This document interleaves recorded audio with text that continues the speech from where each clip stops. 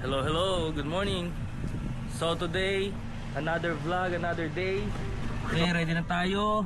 Pupunta kami sa Costco Business Center. Itong driver natin, ng original vlogger, si Patriot. Alright, seatbelt. Let's go.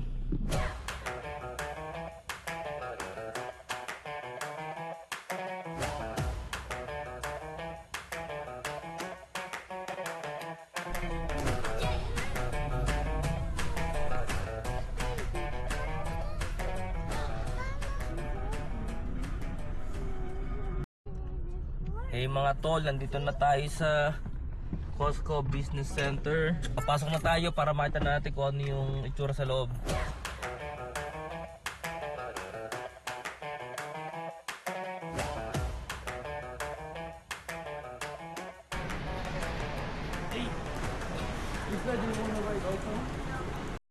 Hello. So nandito na tayo sa loob ng Costco. Ito nga pala yung Costco Business Center. Ano nga ba yung pagkakaiba niya sa regular na Costco? Well, for the most part, pareho lang naman.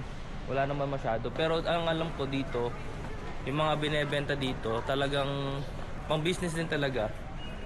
Kaya kagaya ng mga to, kung nagre-restaurant kami, mga supply sila na bulk items talaga. So dito nga sa Costco na to, andito yung mga bulk items kagaya ng mga tray, chopping board. Talagang pagka magsisimula ka ng business, andito talaga yung mga supply. So far yun yung mga binebenta. Yun yung pagkakaiba sa regular Costco. Dito nag-focus sila talaga sa mga dito kasi nasa kitchen area kami, kaya mga pangkusina talaga. So papakita namin sa inyo kung ano yung mga meron sila dito sa aisle na to. Ito wala masyado, mga mats lang. Ito, alam ko yung mga pang-anto, whipped cream, tray. Ayan. Kung ano nang puro pang-kusina. Dito kami unang pupunta kasi ang talaga hilig namin mga pang-kusina. Kaya kung mga bibilin man kami, more likely mga ganyan. Yung mga price niya, di ko sure kung mas mura ba talaga dito, pero alam ko mas magandang bumili dito kasi maramihan talaga. Uy! Titingnan niyo dyan. Tiana sticker. Oh, may princess. Look! This is... Tara! Bye-bye! Tingnan natin kung anong nakuha natin so far. Yung iba dito, papabox natin papunta ng Pilipinas. Yun. Pang ano ba to? Pang bake? Mix it both. Pwedeng like common bake, pang bake. All around salad. Mm-hmm. Pwede pa naghiwa ka. Ilan ang kinuha mo nito? Tatlo? Sumo pa ba? Set of 3 to, no? Magkano isa niyan? $12.69. Pwede siguro isa pa. Kuha pang isang set. The more the merrier. Ito talagang pati yung mga balde na may measurement, dito talaga bilihan yan. Kaya nagpaplano ka magnegosyo o kailangan mo talaga ng mga bulking items na ganyan, dito talaga sa Costco Business Center. Pag nandito ka, madaling mag-overconsume kasi parang lahat kailangan mo lagi silang may mga sale. So lipat naman tayo sa iba, tingnan natin kung ano pa meron sila. So dito mga tol, meron din pala silang mga appliances na mga heavy duty. Ang ganda naman ng ano na to, air fryer pang negosyo talaga.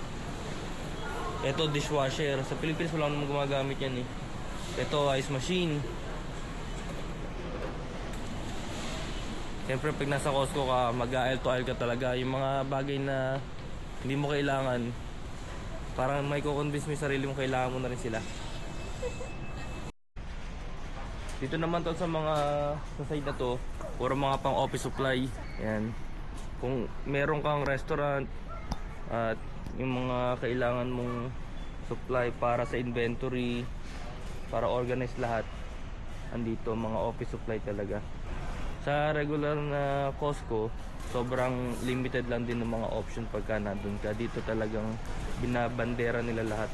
Dito naman, yung aisle to. And dito sa sobrang pagka-business center nila, talagang box yung nakalagay oh. Hindi man lang naka-display kung ano yung product. Tingnan natin. Para ito, takip ng baso. Oh, ito, mga takip din to ng baso. Siguro ito na yung pinaka-baso nila oh. Yan. Sobrang bulk items talaga. Pagka may coffee shop ka, bubble tea, dito ko nabibili. Isang bitbitan na. Atol, dito naman tayo sa side ng mga snacks. Kung mapapansin mo, yung snacks nila dito medyo iba din sa regular. Pero dito karaniwan ng mga snacks nila, mga bulk items, talaga yung mga single packet yung mga laman. Lahat ng makikita mo dito. Kasi naka-design siguro sila mga pang maliit na convenience store. Pagka yung mga parang 7-Eleven na style ganun. Na yung iba makikita mo naman sa regular Costco, pero yung iba talagang dito lang. Gloves ba kailangan? Ito ko ba? One size. Mas clear siya. Oh.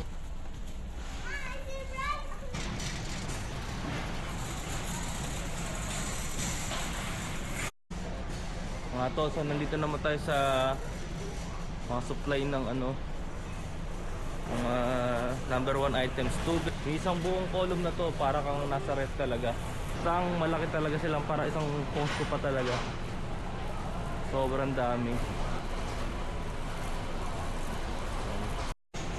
Sa section na to, lahat ng mga pwede mong gamitin na sa restaurant, o ano, inakagad. Tinan mo to, sandwich. Eh no, pag binili mo yan, bebenta mo na lang. Mga salad na yan, i-display mo na lang kagad. O kung meron kang maliit na coffee shop, yun na kagad yung menu mo, hindi mo na kailangan gumawa. Papatungan mo na lang. Yan, mga supply mo. Pre-made na, hindi mo na kailangan maghiwa. Lahat na kailangan mo sa shop mo, kung ano man negosyo mo, naka-ready na. Tapos kung may maliit yan parang convenience store, ayun o, i-display mo na lang yan. Iba-iba, daming variety. So kung magne-negosyo ka, pwedeng bili mo na lang dito, display mo, benta mo, patong ka lang ng patong. Ano, kung mahilig ka sa keso, ayan o, sambuong section, bahala ka sa buhay mo. Grabe yung mga binebenta dito. Gulat ako, pati mga octopus meron na palang ganyan no. Social talaga ng ano. Ito, favorite ko to. Pagtotoast ka lang ng baguette, saka lalagyan mo niya, may kasamang sauce yan. The best, yun lang. Pero kung may guacamole ka, dagdagan mo, mas masarap. Oh, yogurt to, isang buong balde. Ito parang Yakult, iba yung brand nila oh. Pero sobra dami.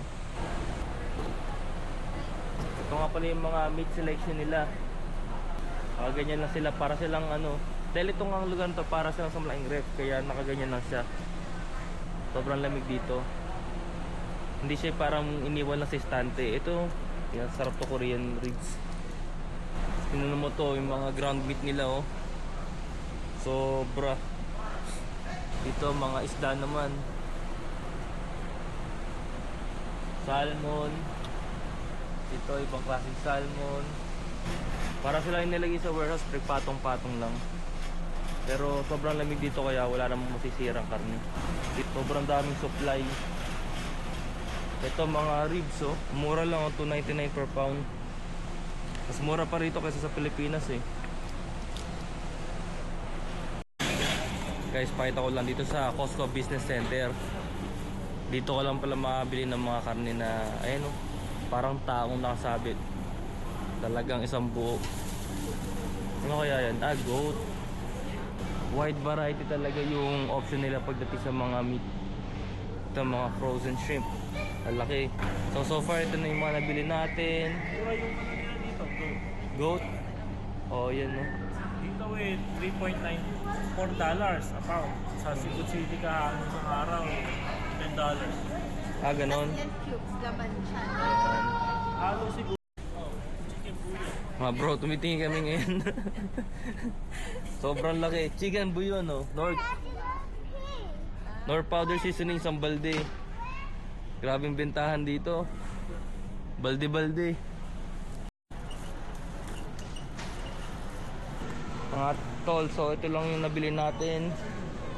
Tray, foil, mga ibang iuwi sa Pilipinas.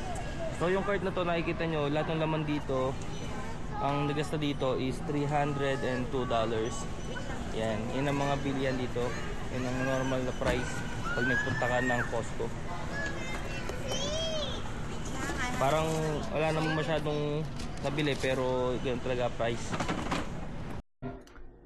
Yo mga tol, naputol yung video natin kanina kasi syempre nalobat na tayo. So, sa pagkakamali, dapat pala tina-charge natin kagad yung mga camera bago umalis.